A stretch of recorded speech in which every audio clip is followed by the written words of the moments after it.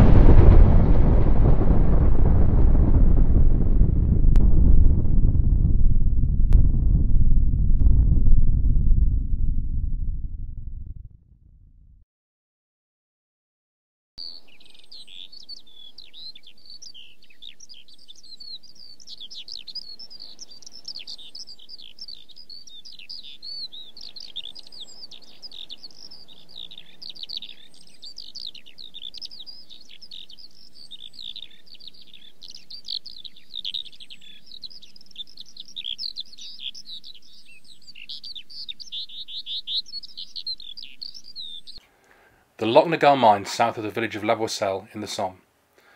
Charges were placed under the German front line in red by British tunnellers from the blue lines. They tunnelled 100 feet below the surface to do this.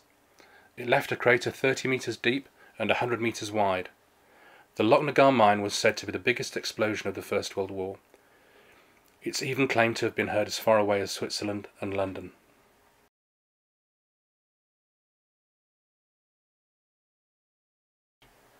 Recently opened one of the original tunnels that was used to place the charges that caused the explosion on 1st of July 1916. A friend and I were allowed to go about 30 metres into the tunnel, but unfortunately I was not allowed to take my camera.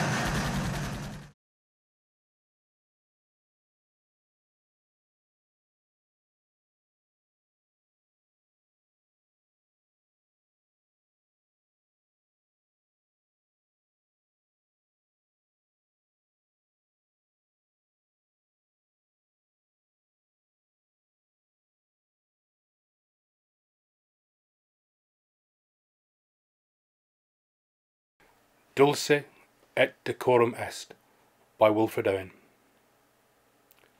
Bent double like old beggars under sacks, knock-kneed, coughing like hags, we cursed through sludge, till on the haunting flares we turned our backs, and towards our distant rest began to trudge. Men marched asleep, many had lost their boots, but limped on bloodshot. All went lame, all blind, drunk with fatigue, deaf even to the hoots of gas shells dropping softly behind. Gas, gas, quick boys!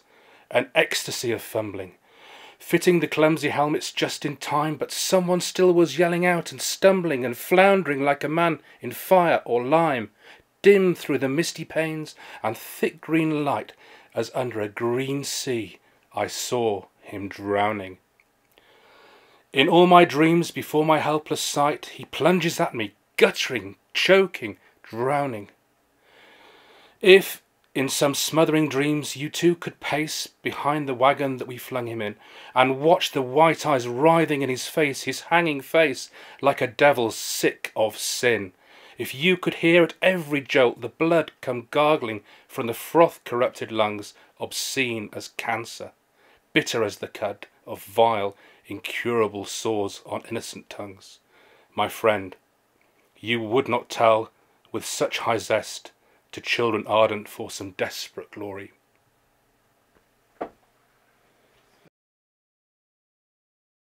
Tyne Commonwealth Wargraves Cemetery and Memorial to the Missing is a Wargraves Commission burial ground for the dead of the First World War in Ypres salient on the Western Front.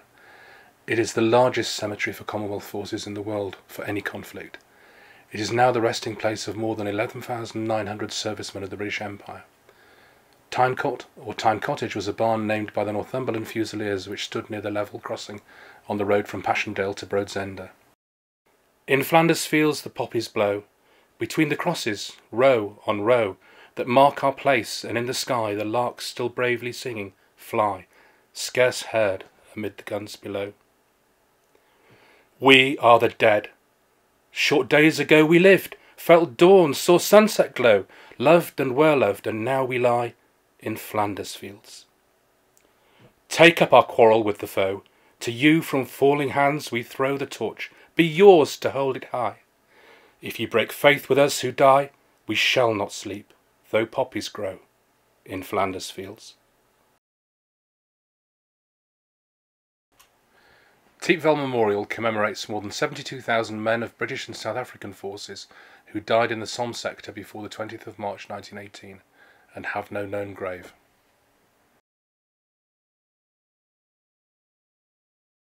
Break of Day in the Trenches by Isaac Rosenberg. The darkness crumbles away. It is the same old druid time as ever. Only a live thing leaps in my hand, a queer sardonic rat as I pull the parapet's poppy to stick behind my ear.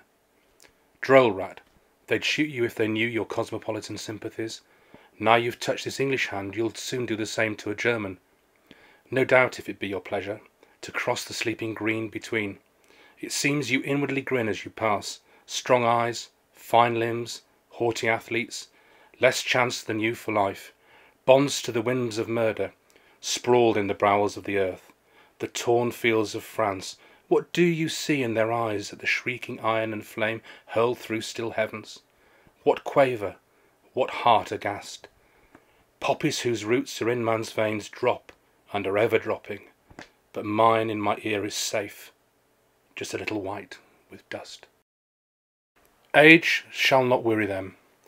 Poem by John Ahern.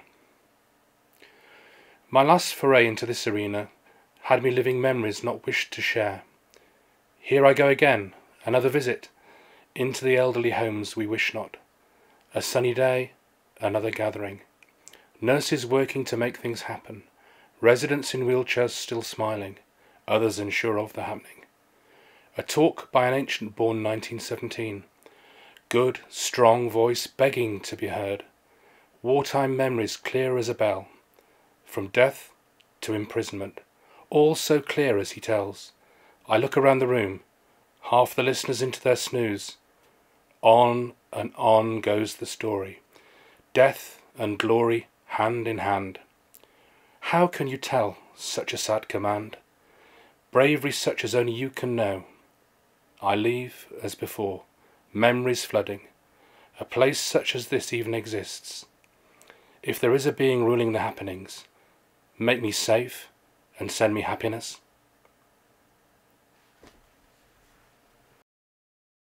For the Fallen by Lawrence Binyon. With proud thanksgiving, a mother for her children, England mourns for her dead across the sea. Flesh of her flesh they were, spirit of her spirit, fallen in the cause of the free. Solemn the drums thrill, death august and royal sings sorrow up into immortal spheres. There is music in the midst of desolation, and a glory that shines upon our tears. They went with songs to the battle. They were young, straight of limb, true of eye, steady and aglow. They were staunch to the end against odds uncounted.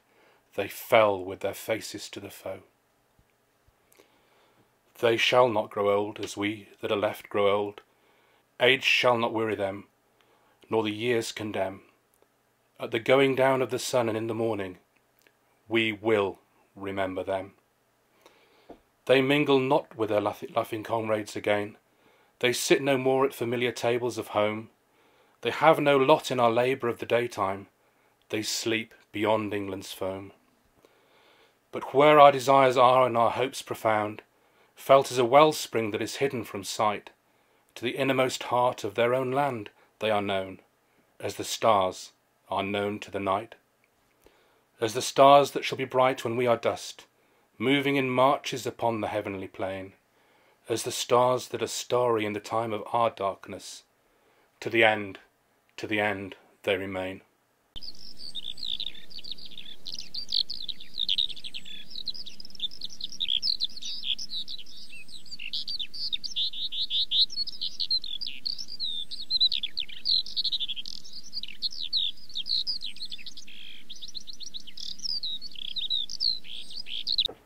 For Australia, the First World War remains the costliest conflict in terms of deaths and casualties.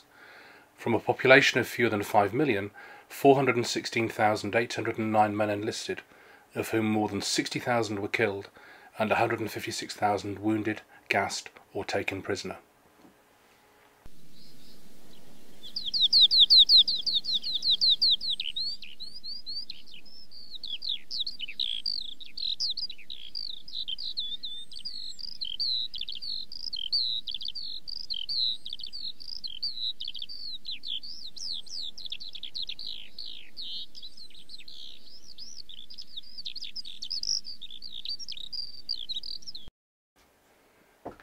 The Soldier by Rupert Brooke.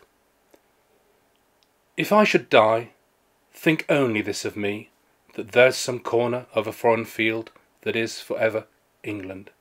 There shall be in that rich earth a richer dust concealed, a dust whom England bore, shaped, made aware, gave once her flowers to love, her ways to roam, a body of England's, breathing English air, washed by the rivers, blessed by sons of home. And think, this heart all evil shed away, a pulse in the eternal mind no less gives somewhere back the thoughts by England given, her sights and sounds, dreams happy as her day, and laughter learnt of friends and gentleness, in hearts at peace, under an English heaven.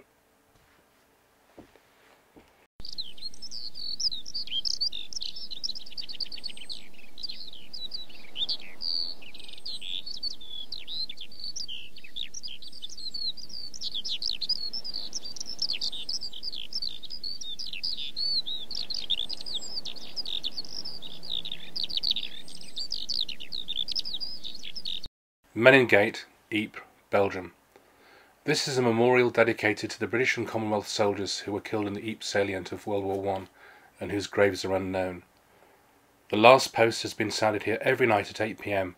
since the end of World War I, the exception being during World War II.